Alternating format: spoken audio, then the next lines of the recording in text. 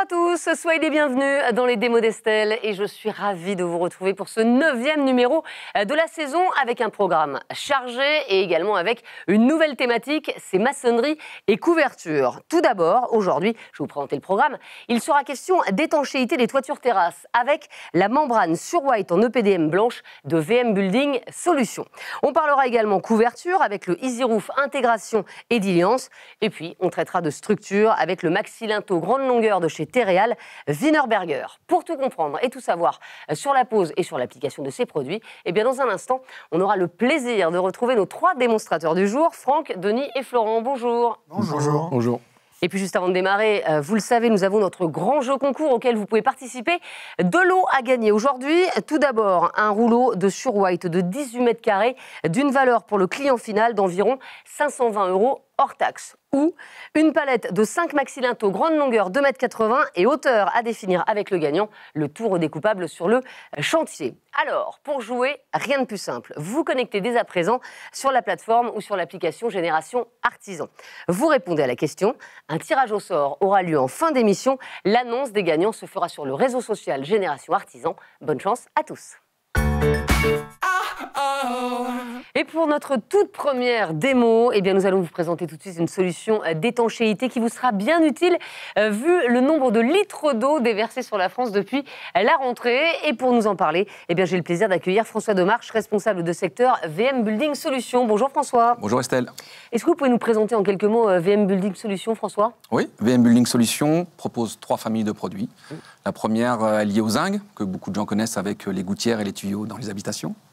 Mais on fait également de la couverture, de la façade et les ornements qu'on peut retrouver, coques, épis, sur les églises et autres châteaux.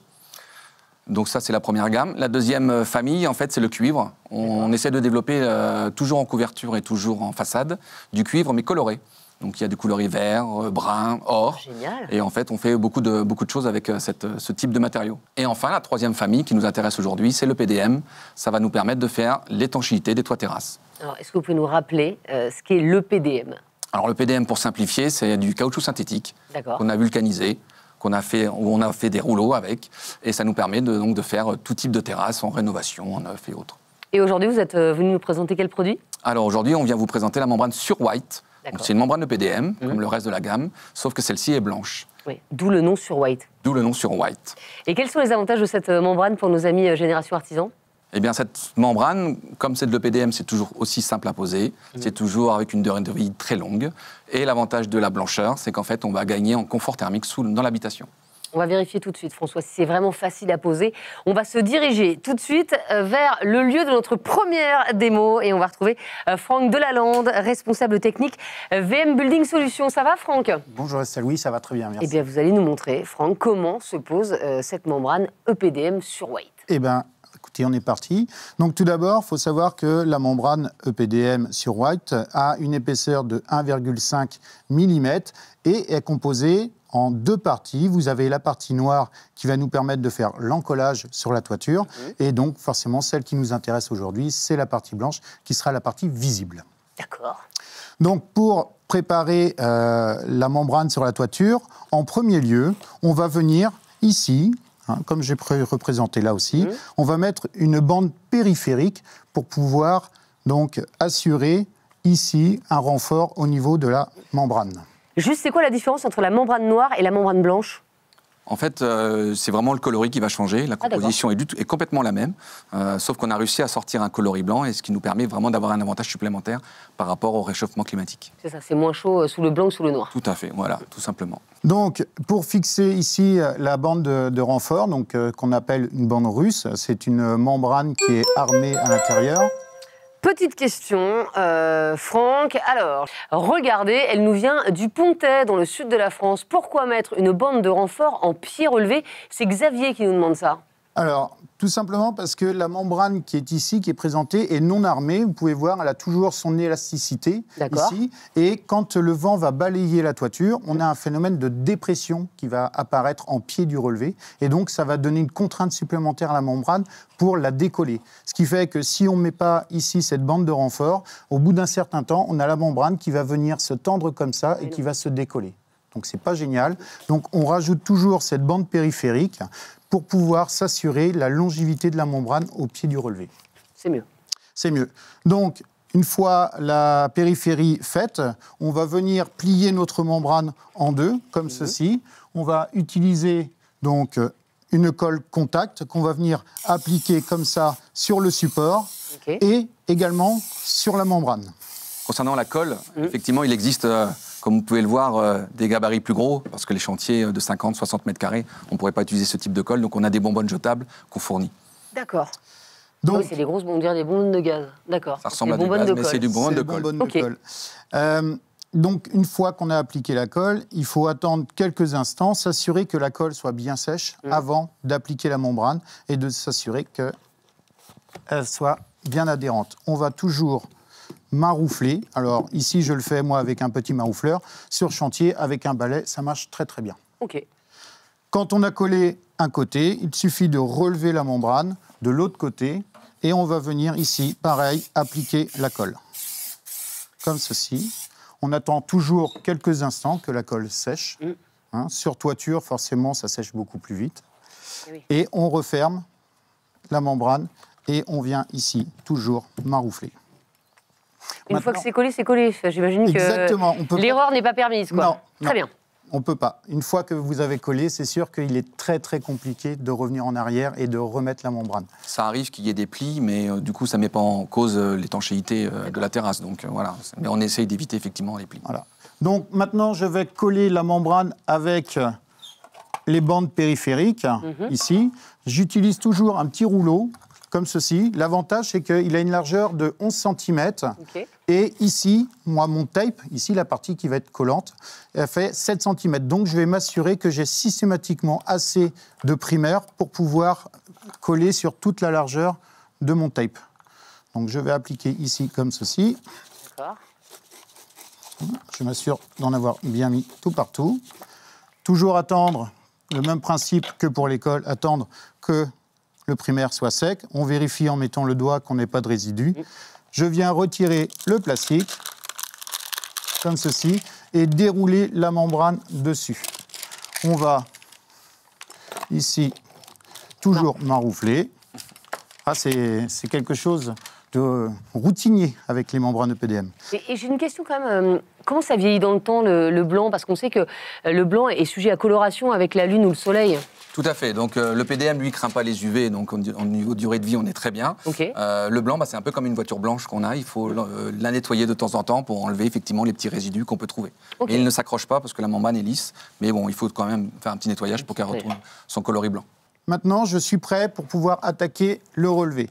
Donc, dans un premier temps, je vais faire mes mesures. Donc, je vais tracer ici. Alors, pour le bien de la maquette, j'ai déjà prédécoupé.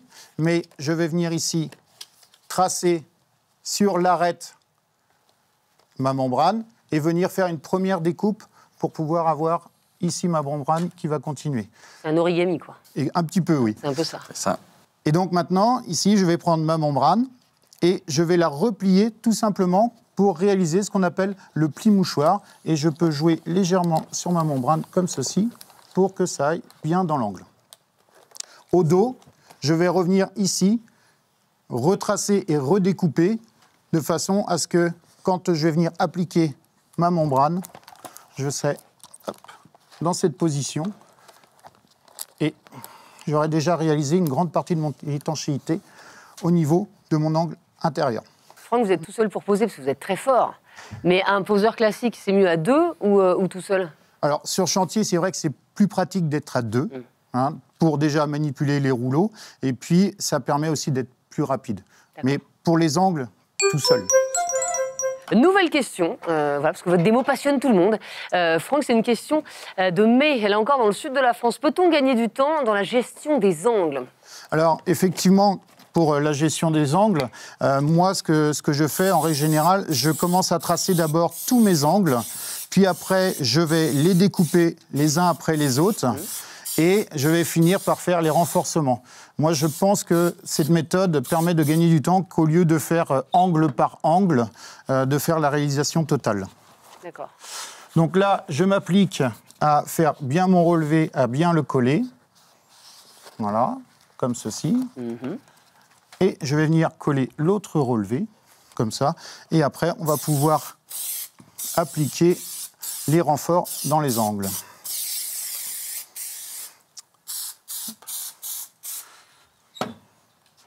Donc là, on vient s'assurer, hein, quand on vient replier, que la membrane s'aligne parfaitement avec l'angle, hein, puisque c'est ce qu'on avait prévu dès le départ. Voilà. Comme ceci. Et on finit toujours dans le sens inverse de la découpe, de façon à ce que toute la membrane ici aille jusqu'à l'extérieur. Je laisse systématiquement dépasser un petit peu la membrane au cas où, justement, qu'elle puisse se dévier et qu'on n'aurait pas assez de membrane. Donc je vais passer maintenant au renforcement intérieur. Je mets toujours du primaire. L'avantage, c'est que quand je mets le primaire, il a le temps de sécher et je vais préparer ma pièce pendant ce temps-là. Comme ceci. Alors, les renforts se font toujours avec ce qu'on appelle du flashing. C'est quoi le flashing? Alors, c'est ce petite membrane. En fait, la particularité, c'est que lui n'a pas de mémoire moléculaire, donc on peut le déformer à souhait. Il n'a aucune élasticité. Donc, je peux lui faire prendre la forme que je veux. Tous les plis que vous voulez, en fait. Exactement. Donc là, j'ai préparé ma pièce, j'ai découpé les 4 coins et au dos, j'ai aussi découpé le papier dans les sens de la diagonale. D'accord. Je fais encore un peu d'origami et je viens ici commencer à poser dans l'angle. Ah oui. Comme ça, ma première pièce. Et après, je vais pouvoir, au fur et à mesure, enlever les papiers de protection pour pouvoir coller ma pièce entièrement et m'assurer du renfort. Comme vous avez pu le voir, en fait, dans l'angle, on n'a pas coupé en bas. Donc en fait, même sans son renfort, on est étanche. C'est vraiment l'avantage de cette matière, c'est qu'on fait des remontées directement. Là, on fait vraiment une sécurité supplémentaire en mettant cet angle. Ah bah même deux, parce qu'il y a de la colle et de l'adhésif, quoi. Donc voilà, j'ai ma première pièce qui est finie. Donc on pense toujours bien à maroufler. Toujours. De façon à s'assurer que la pièce reste bien en place. Et ici, j'ai déjà préparé mon raccord entre mes 2 membranes. Donc c'est une petite feuille de butyl, un peu comme du scotch double face, que j'ai déjà pré-collé sur cette partie-là, qu'il ne me reste plus qu'à coller ici. J'utilise systématiquement le primaire, que je viens appliquer ici. Hop. Comme ça. On attend toujours un petit peu qu'il sèche. Et là, j'enlève mon papier de protection.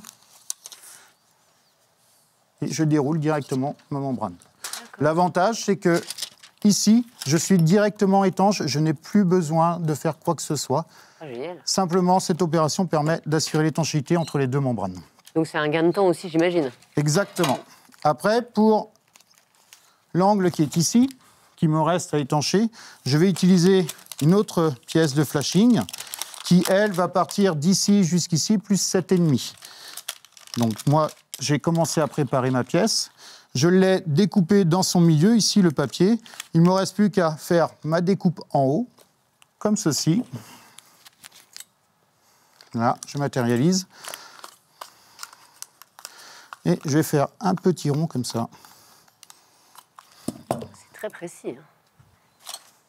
Disons qu'après, avec l'habitude, on sait comment faire l'arrondi. On n'oublie pas de rajouter toujours le primaire pour toutes les pièces de finition. Comme ceci. Et autour. Voilà. On prépare la pièce, on la met bien en place comme ceci. Et là, on va pouvoir maintenant, avec une main, la tenir et avec l'autre, enlever le papier et, voilà, et la coller. Dès que la pièce a touché le primaire, elle est collée direct, donc après, vous pouvez la travailler comme vous voulez. Hop. Tac. Et voilà, donc voilà. Maintenant, ici, après, il ne reste plus qu'à appuyer avec les doigts de l'intérieur vers l'extérieur pour pouvoir déformer la pièce Hop, comme ceci. Et on peut voir que justement, comme elle n'a pas de mémoire moléculaire, on peut lui donner la forme que l'on souhaite. Ah, incroyable. Et là c'est vraiment étanche. Et là, c'est vraiment étanche. L'eau ne rentre plus, là. Là, l'eau ne rentre Quelle plus. eau. Ici, je finis toujours avec un petit peu de marouflage. Il ne me reste plus qu'à traiter ce point-là. On a vu tout à l'heure que j'ai fait une jonction du même principe, hein, entre deux membranes. Donc, il ne me reste plus qu'à rajouter un petit peu de primaire, comme ceci. Je retire le plastique. Hop là. Et un petit peu dessus. Voilà. Et ici. Donc voilà. Il me reste à finir cet angle-là, puisque là, il me reste l'étanchéité. Et là, on va pouvoir faire la même opération, un peu différente, mais toujours avec les pièces de flashing, qu'on va pouvoir mettre une première pièce ici et l'autre là. Il faut savoir qu'après avoir mis les pièces de flashing, on finira toujours par mettre du mastic, EPDM. Pour faire quoi? Alors, le mastic EPDM, on va pouvoir confirmer, ce qu'on appelle confirmer le flashing. On va mettre du mastic ici tout autour pour que l'eau ne puisse pas venir le décoller le temps qu'il finisse de se vulcaniser. Donc, au préalable, ici, j'ai fait une découpe où j'ai laissé 10 cm et là 5. On travaille toujours le 10 cm en premier. Je viens le mettre bien parallèle ici. Alors ça, c'est pour l'esthétisme, hein, c'est plus facile. Comme ceci. Je ne vais pas jusqu'au bout parce qu'après, je ne vais plus pouvoir travailler ma pièce comme je veux. Et maintenant, je fais pareil avec les 5 cm et je l'aligne ici, comme ceci. Et quand ma pièce arrive ici, elle se relève toute seule, naturellement, puisque j'ai mis une contrainte. Et je vais venir, comme tout à l'heure, venir tirer sur ma pièce pour pouvoir faire un arrondi. Hop. Une autre question, Franck et François. Regardez, cette question, elle nous vient de Marsac-sur-l'Île. Et c'est Serge qui la pose. Comment faire quand on n'a jamais posé d'EPDM? Alors c'est simple. Chez VM Building Solutions, on a vraiment un service dédié aux artisans. On va l'aider à faire le calpinage s'il a besoin sur ses premiers chantiers. On est capable de lui dire combien de temps il va mettre en œuvre le produit. Et une fois que c'est fait, qu'il a le chantier, on peut le former. Donc on va le former dans une agence .P à côté de chez lui pendant une journée. Ça évite qu'il aille trop loin. Et une fois qu'il a l'agrément, qu'il est formé chez nous, on va venir l'aider à démarrer le chantier en envoyant quelqu'un de chez nous. D'accord, comme ça lui il est plus sécure et pareil pour les clients. Complètement sécurisé de A à Z. Alors on en est où, Franck? Alors là, je fais ma dernière pièce. Comme je vous disais, donc là, le coin ici, on le fait toujours en 2 pièces parce que sur le premier, je viens étirer donc, ma pièce et je perds de l'épaisseur. D'accord. Donc j'ai besoin de récupérer mon épaisseur de départ pour assurer la longévité de ma pièce. Hop. Comme ceci. Voilà. Et après, quand on aura fini de mettre tous les flashings, il va nous rester plus qu'une opération à réaliser. Hop. Voilà. Et quand on a réalisé donc toutes nos pièces, il nous reste une dernière opération, c'est de mastiquer, justement, hein, comme on s'est expliqué tout à l'heure. Donc on va mettre du mastic. Ah, j'ai ma pièce. Forcément. Donc, comme vous pouvez le voir, en fait, on a tous les accessoires qui vont bien avec la membrane. On a le mastic blanc, on a le tape blanc, on a vraiment tout ce qu'il faut pour vraiment avoir une membrane, enfin une terrasse toute blanche. Oui, avec une cohérence, finalement, esthétique. Même si, effectivement, c'est chic. On ne voit pas à chaque fois le toit plat qui est au-dessus de chez nous, mais voilà, on essaye d'avoir un esthétisme quand même un maximum. Voilà. Et donc là, on va faire tout le tour de toutes ces pièces ici, comme ça. Voilà. Et on va finir par lisser le joint. Alors moi, j'ai une petite technique. J'utilise une petite plaquette, comme ceci. Qu'on a utilisé sur le chantier au tout départ. D'accord. Voilà, comme ça, ça m'enlève le surplus, ici. Hop. Et voilà.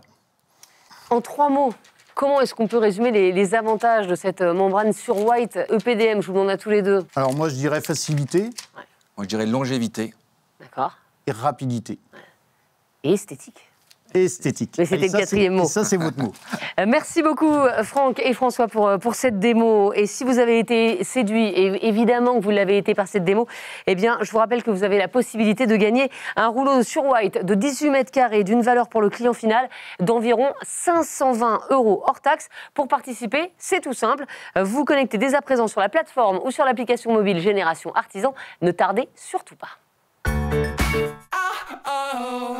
Et dans les démos d'Estelle, on va prendre un peu de hauteur. Maintenant, on va se rapprocher du soleil avec Émilie Domange, responsable marché solaire Ediliance. Bonjour Émilie. Bonjour Estelle. Est-ce que vous pouvez nous présenter Ediliance? Mais avec plaisir. Donc Ediliance est une marque référence pour les toitures en terre cuite, la rénovation énergétique et le solaire. Nous sommes experts de la toiture depuis plus de 200 ans, avec 9 appellations de terroir et pionniers sur la tuile solaire depuis plus de 20 ans. Et cette expertise de la toiture, nous la mettons au service de nos solutions solaires avec une large gamme. Les tuiles solaires, les solutions en intégration au bâti et les solutions en surimposition. Toutes ces solutions, elles sont conçues et développées en France, près de Lyon, avec notre équipe de recherche et développement. Alors on sait, Émilie, que le solaire, c'est un marché en plein boom. Comment est-ce que vous accompagnez les artisans? C'est effectivement un marché qui est très dynamique et pour que les entreprises, notamment les entreprises de couverture, puissent se lancer sereinement, Ediliance les accompagne à travers le Pass Solaire. Alors le Pass Solaire, qu'est-ce que c'est? C'est un parcours 100% personnalisé avec une formation à la vente, une formation à la pose des produits Ediliance, des formations certifiantes comme l'habilitation électrique, le Quali PV, mais aussi un accompagnement terrain lors de la vente et des premières pauses, et si besoin, un accompagnement autour de l'assurance avec nos partenaires assureurs. Nous mettons aussi à disposition un simulateur solaire en ligne, qui est un outil extrêmement précieux pour eux, parce que ça va vraiment les aider à dimensionner au mieux l'installation pour leurs clients, et également lui donner des chiffres clés, comme le montant des aides de l'État, ou alors les économies générées. Et aujourd'hui, Émilie, vous êtes venue nous présenter quelle innovation? Je suis venue vous présenter l'EasyRoof Intégration, qui est un système en intégration. En fait, ça veut tout simplement dire qu'il est directement incorporé dans la toiture. Et c'est un produit qui est fabriqué en France, dans l'Ain. Quels sont les avantages pour les artisans?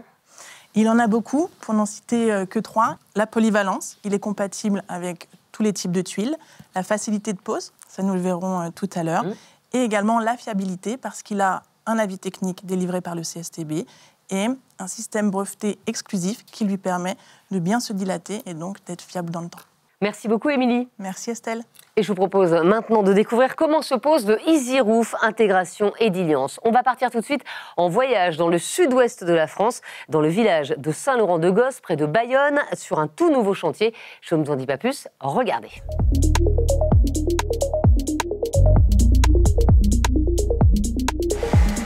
Je m'appelle Daniel Siberchico, je suis gérant des toitures de l'Adour depuis les années 2000. Mon équipe est composée de Baptiste, c'est mon fils, il est spécialiste lui de tout ce qui est charpente, couverture et zinguerie. Fred travaille avec moi depuis 8 ans, spécialiste aussi de la charpente, de la couverture et de la pose de panneaux photovoltaïques.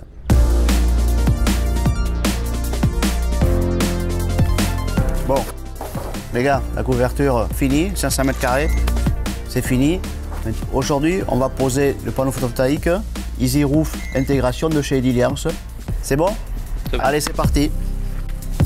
Alors, Fred, fais lire la volige. On va faire le platelage pour poser l'étanchéité après. D'accord? C'est tout simple.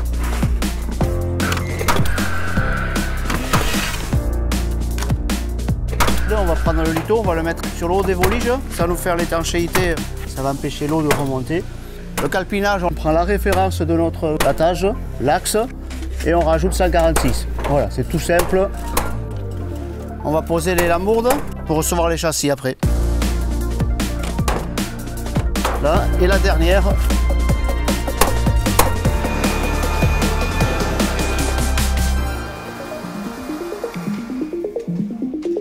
Salut les gars!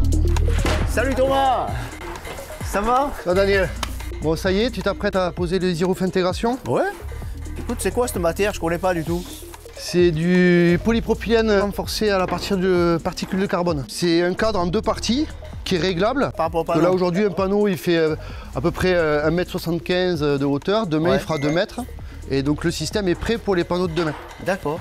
C'est hyper facile à poser, hyper rapide. Quand tu as fini le platelage, tu le poses sur le platelage. Tu as des petits trous ici et ici qui te permettent de le positionner, de faire ton éclairage. D'accord, ah ouais. Ensuite, tu poses tes pattes. Ouais. Voilà. Ici, tu vois, c'est un peu plus large parce qu'il peut dilater. Tu n'as plus qu'à venir poser sur tes pattes le panneau solaire et de mettre des brides pour venir le fixer mécaniquement. Et l'eau, par où elle passe, l'eau, là? Alors, l'eau, elle va venir par ici. Elle va être guidée là par tous ces reliefs. Ouais. Voilà. Et elle va te guider dans les couloirs par ici. D'accord. Voilà. Et ça, c'est quoi, ça? Donc ça, ce sont les hébergements. Ah oui, c'est des couloirs d'eau supplémentaires. Voilà, c'est les couloirs d'eau sur lesquels va venir ta tuile pour pas faire l'étanchéité. On va faire la pose d'étanchéité en bas. On a une bande bitumineuse autocollante qu'on va venir dérouler tout simplement sur le haut du lito à la tuile, croisement de 15 cm et on le maroufle et on est étanche. Avant de poser les cadres, on va dérouler les câbles. On part d'ici et on déroule. Tac. Le câble, on le laisse là en attente de faire l'acheminement pour aller au tableau. Idem que pour le câble, on va passer le câble de terre, on laisse un peu de mou, qu'on puisse après le brancher. On va partir de gauche à droite et on va revenir au fil de l'alimentation. Là, on est prêt à poser le cadre.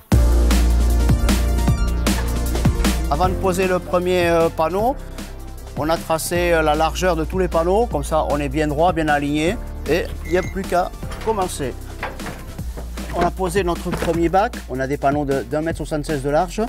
On va chercher ici la côte, elle est là, 176. Donc là, on est à la bonne largeur. On vient le fermer avec ce petit clip, comme ça.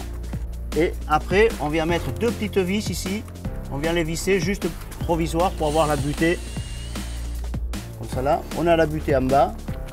On redescend et on vient se clipper ici. Voilà. C'est tout simple. On a positionné le troisième panneau. Là, on va chercher ces deux piges qui correspondent à la largeur de nos panneaux. Là, nous, on a des panneaux de 1134. Donc, on vient mettre la pige 1134. Et moi, je viens me mettre ici. Même opération en haut. Je me règle la largeur. Ça y est, il ne nous reste plus qu'à les fixer. On a une largeur de panneau de 150. Donc, on va venir se mettre ici à 1150. On vient fixer ici, là, une autre là, et on récupère nos vis qui nous servaient de butée pour venir fixer en 4 points. Et là, pareil, je me mets à la même largeur, j'essaye de laisser un peu de jeu, que ça puisse se dilater, et là, on fixe. Voilà, nos premiers cadres sont fixés. On peut répéter l'opération. Allez, là, on a les couloirs d'eau. On les assemble entre eux. On a un petit clip, on le met dedans. Là, on est bon en largeur. On le fait passer sous le châssis et on le remonte, on l'aligne. Et là, on est bon. Tu mets une petite vis au croisement sans la forcer pour garder la dilatation. Le couloir d'eau est fait. La bride de départ, on la positionne comme ça. Avec la petite vis qui sert à fixer les panneaux, on vient la visser ici. Et là, ça nous donne notre point. On peut fixer notre patte. Là, on le dévisse et on vient refaire l'opération en haut. Maintenant, on va installer l'onduleur. Celui-ci est avec deux sorties pour deux panneaux. Alors, je récupère l'étiquette, je la colle sur mon petit plan où ça correspond avec le panneau. Et maintenant, on va le fixer ici, sur le tasseau, direct. Nickel. Une sortie pour ce panneau, une sortie pour l'autre, d'accord? Et là, on vient le brancher tout simplement ici. Ça y est, ça marche.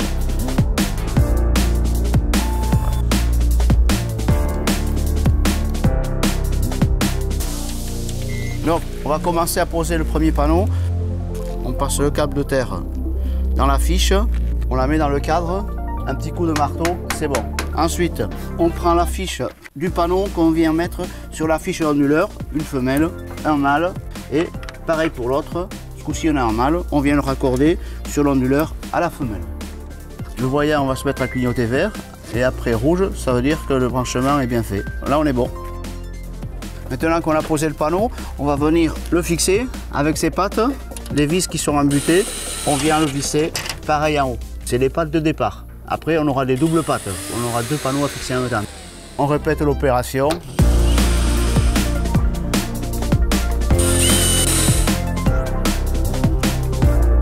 Il ne reste plus qu'à mettre la dernière rangée de tuiles tout autour des panneaux.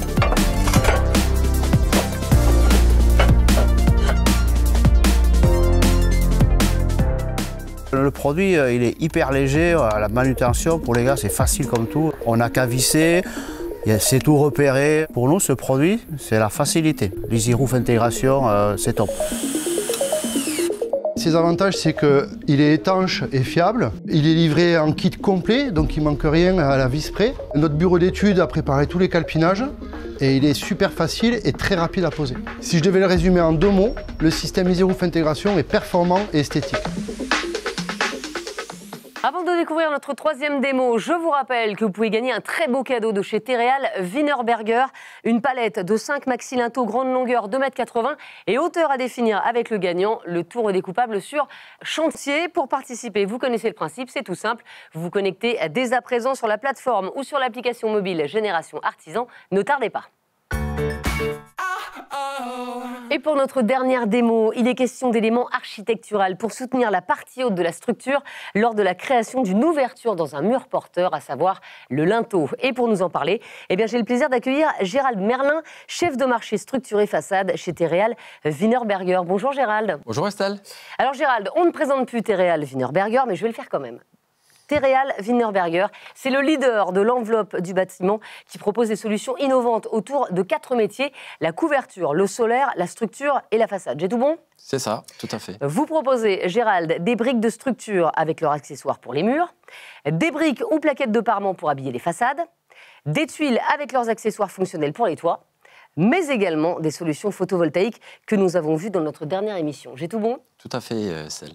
Alors, Gérald, parmi toute cette offre, de quelle gamme allez-vous nous parler aujourd'hui ? Alors, Estelle, nous allons parler aujourd'hui de monolithes. Alors, les monolithes, qu'est-ce que c'est ? Ce sont des éléments en terre cuite, de grande longueur, comme on peut le voir sur ce produit. Donc, des produits parfaitement rectilignes, d'un seul tenant, c'est-à-dire sans raccord, sans joint, et qui permettent donc de traiter les points singuliers du bâtiment, notamment au niveau des ouvertures et au niveau des angles. Alors, dans cette famille de produits monolithes, on va retrouver des coffres de volets roulants, des coffres pour brise-soleil orientable, des angles et des piliers grande hauteur, mais également des appuis monolithes. Et puis, le produit qu'on veut présenter aujourd'hui, donc c'est notre maxi linteau grande longueur, qu'on aura la chance de démontrer tout à l'heure. Alors, Gérald, quels sont les avantages pour nos artisans ? Alors, les avantages de nos solutions monolithes sont clairement la rapidité et la facilité de pose sur chantier. Donc, il y a réellement un gain de temps à la mise en œuvre. Comme vous pouvez le voir sur la vidéo qui défile, sur ce maxi linteau, on va mettre à peu près 20 minutes top chrono entre le moment où on va arriver et poser et couler ce maxi linteau sur chantier. Oui, c'est peu, 20 minutes. C'est très peu. Alors, en comparaison avec une méthode de pose traditionnelle, comme on peut l'avoir avec ce type de briques linteaux qui font 50 cm de longueur, qui généralement sont aboutés sur chantier avec un étaiement et puis un coffrage, on gagne à peu près 20 minutes sur la pose d'un linteau d'1,40 m et jusqu'à 40 minutes sur un linteau de 2,40 m.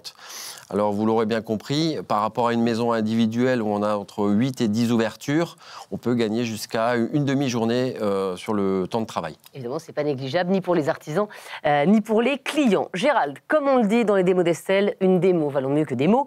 Eh bien, nous allons rejoindre tout de suite Denis Jacot et Florent Follet du service technique chantier de Terreal Wienerberger. Vous allez nous montrer un autre avantage, tous les deux, de ce maxi linteau, et pas des moindres, c'est sa résistance.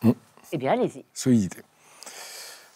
Alors, donc, on va le mettre en charge. Alors, vous allez nous présenter le linteau, quand même. D'accord. Allez-y. Alors, donc, le maxi linteau qu'on a mis en place, c'est un linteau de 2,80 m de long, le plus long qui est non rabouté, donc monolithe, 20 cm de haut, à savoir qu'on a 5 hauteurs différentes, donc 20, 25, 27, 30 et 31 cm,4 cm.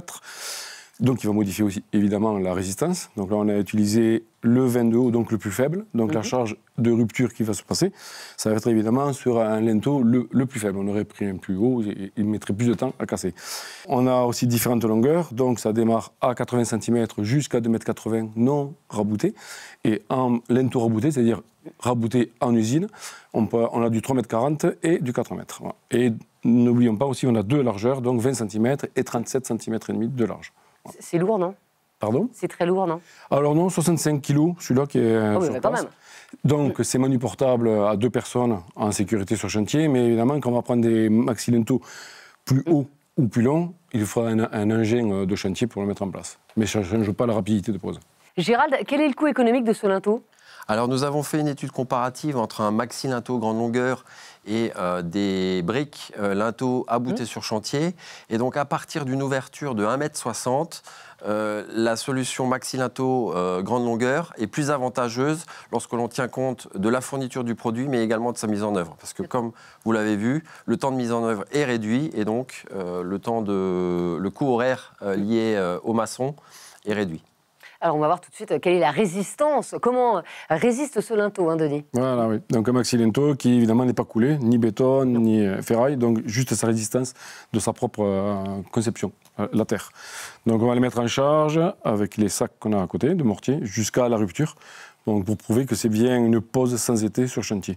C'est-à-dire que, il va casser, quoi. Savoir que sur un maxi linteau, quand il est chargé en béton, ça va à peu près 150 kg de charge qu'on va y mettre. Alors que là, on va voir à combien il va casser réellement. Voilà, c'est le jeu. Allez, on y va. C'est des sacs de combien? C'est des sacs de 25 kg. D'accord. Donc là, donc on est déjà à 75 kg. Là, on est à 100 kg, 4 sacs, 125 kg. Voilà. Qui dit mieux? Donc avec celui-là, ça fera la charge... 150. La charge sur chantier. Voilà, 150. 150. Alors, il y a une question, quand même, pour tous les deux. On va la voir tout de suite, cette question s'afficher. Question de Vierzon. Quel type d'enduit peut-on utiliser? C'est une question de Roger. Alors, c'est donc produit en terre cuite, comme tous les produits monolithes de chez nous. Donc, c'est un support qui est prévu pour un enduit type RT3. Donc, lourd ou semi-allégé. C'est l'enduit classique qu'on peut trouver sur la brique. On reprend, on est à 150 kg, les garçons. Oui. Allons-y. Alors Estelle, ce qu'il faut savoir, c'est que ces maxi linteaux peuvent reprendre jusqu'à 1,5 tonne par mètre linéaire. Ah oui, on n'est pas couché là. On n'est pas couché.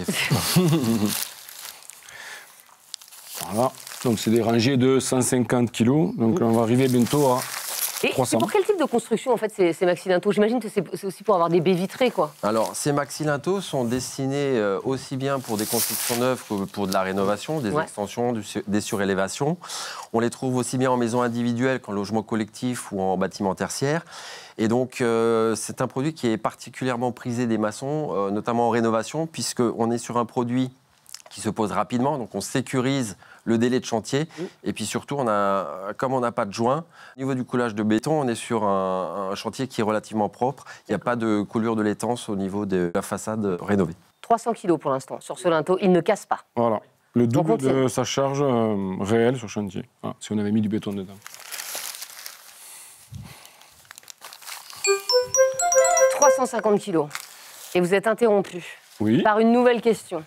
Nous vient du Pradet, dans le Var. Oui. Y a-t-il des dispositions particulières à la mise en œuvre de ce linteau? C'est Pascal qui nous demande ça. Non, pas de disposition particulière. Il faut simplement suivre le DTA. Donc, suivre la mise en œuvre, c'est-à-dire, en gros, respecter l'aplomb, proposer le maxi linteau de 20 cm de chaque côté. D'accord. Ce qui permet un ancrage de 20 cm béton armé. Et c'est tout. Il n'y a aucune pause, donc pas d'été. Du moment que c'est un produit monolithe d'un seul tenant. Voilà. On continue. Oui. On est à 375 kg.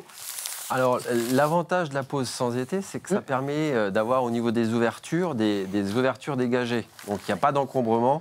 Lorsqu'il y a énormément d'entreprises qui doivent intervenir, voilà, le passage est libre. Et l'autre avantage, comme on ne met pas d'été, il n'y a pas besoin de venir les récupérer en fin de chantier. 525. Est-ce qu'il y a des différences par rapport aux régions? En fait, il ne fait pas le même temps à Lille et au Pradet, par exemple. Alors, il n'y a pas de disposition particulière en ce qui concerne les zones géographiques et les zones climatiques. Le produit est un produit destiné au marché national et donc se comporte indifféremment en fonction des conditions climatiques. 600 kilos. Oui, et le linteau ne casse pas? Toujours pas. Je regarde s'il plie ou s'il est rond. Rien du tout, il ne plie pas. Ouais. Nouvelle question, attention, ça nous vient de Groslay. Puis-je adapter la longueur de mon linteau selon mon ouverture? C'est Bruno qui dit ça. Alors oui, il peut s'adapter, évidemment, du moment que c'est un produit intercuit de un seul tenant. Il n'y a pas de renfort, il n'y a rien de doux, donc on peut le scier aussi bien s'il y a une brique, s'il y a une tuile. Donc l'adapter, c'est un linteau de 2,80 m. Si vous vous retrouvez devant une ouverture de 140, on peut le couper en deux et faire 2 ouvertures. Par contre, on ne pourra pas le faire avec les linteaux raboutés en usine, parce que là, ils sont donc ferraillés, résine, et donc c'est un produit plus complexe, fabriqué en usine, on ne le coupe pas. Donc il y a une vraie facilité finalement avec ce linteau. L'objectif, c'est de faciliter et de simplifier la vie de l'artisan sur le chantier. 1, 2, 3, 4. Donc ça faisait 600 kg, 650 kg. 650 kg. On continue là. J'espère qu'on aura assez de sacs de mortier pour aller jusqu'au bout. Sinon, il faudra mettre quelqu'un dessus. Attention. Il tient toujours. 700. On arrive à 700 kg. Et est-ce que ce linteau s'inscrit, Gérald, dans une démarche de construction durable? Alors oui, Estelle, puisque ces produits sont fabriqués... Oh là. Ah. Il a cassé et on était à... Donc on était à 1, 2, 3, 4, 5. 5 fois 150, on est à 750 kilos. Tout à fait. Voilà, il a cassé à 750 kilos. Voilà. Mais enfin, c'est très largement plus que la résistance à laquelle il est soumis. Que les 150 kilos, voilà. C'est 5 fois supérieur à la charge à laquelle il est normalement soumis. Génial. Il y a une marge de sécurité, bien évidemment. Donc ça veut dire que ça tient. Donc ça prouve bien que donc, la vie technique n'a pas tort, on peut le poser sans été. Et ça tombe bien. Et ça tombe bien. Parce que l'inverse n'aurait pas été génial. Si ça avait cassé à 50 kilos, on n'aurait pas été bien dans cette démo. En tout cas, bravo à tous les trois. Voilà, ça marche, c'est résistant, c'est facile. C'est moi qui vous fais la question d'après. En fait, je suis en train de vous donner les 3 mots pour résumer les avantages de ce produit. Mais je suis sûre que vous en avez d'autres, Gérald Desdenis. C'est un produit qui est simple, facile à mettre en œuvre et puis surtout qui permet un gain de temps sur chantier avec un support homogène qui facilite la mise en œuvre des enduits. Merci beaucoup à tous les trois pour ces infos, pour cette démo. Il est l'heure, tout de suite, de retrouver la Minute Produit avec aujourd'hui la présentation de l'écran de sous-toiture HPV R2 Ultibat. On regarde.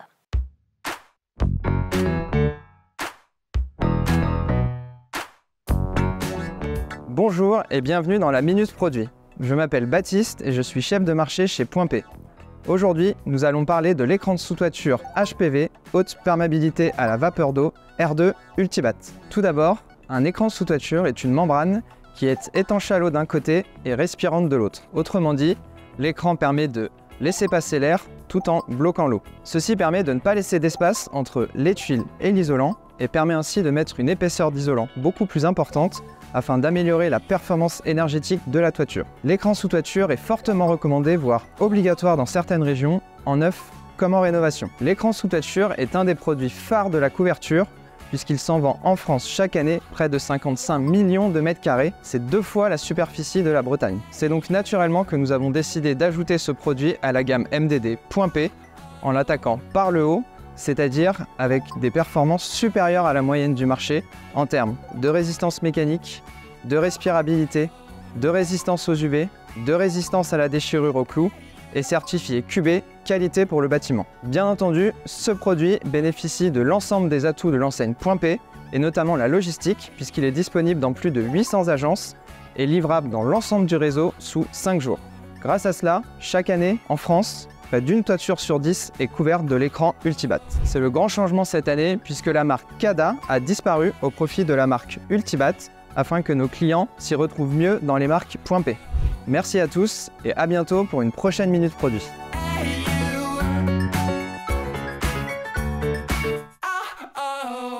Voilà, les démos d'Estelle, c'est fini pour aujourd'hui. Merci beaucoup de nous avoir suivis.